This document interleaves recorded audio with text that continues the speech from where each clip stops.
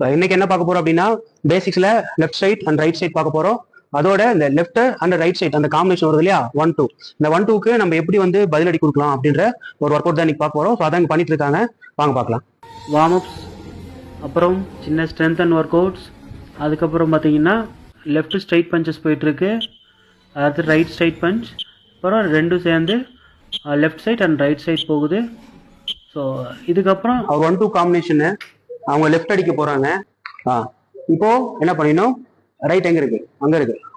இப்போ அவர் என்ன பண்ண போறாரு, ரைட் அடிப்பாரு. ரைட் அடிங்க. உண்டுச்சா, கிளியரா? ஸோ இந்த மூவ்மெண்ட் பேரு பேக் ரைட். பாருங்க நிக்கிறீங்க. ஸோ இது முக்கியமான விஷயம், இந்த மூவ்மெண்ட்டை வாட்ச் பண்ணிட்டே இருக்கணும்.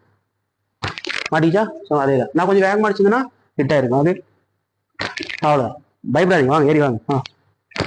அவ்வளோதான். ஸோ இப்போ அவரோட பஞ்சு எனக்கு வெளியே போயிடுச்சு, நான் அடிச்ச பஞ்சு அவருக்கு பேசின மேலே மாட்டிச்சு.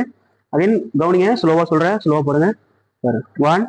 ஸோ அவரோட 1க்கு பேக் வந்துடுறோம், ரைட் அடிப்பாரு. இவ்வளோதான், சரியா?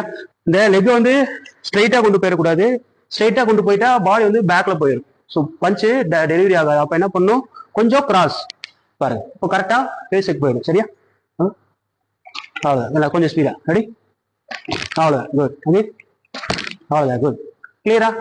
அவரோட பஞ்சு இங்கே போயிடுச்சு, நம்ம பஞ்சு பேச கரெக்டாக உட்காந்துருச்சு. ஸ்டார்ட் பண்ணலாம்.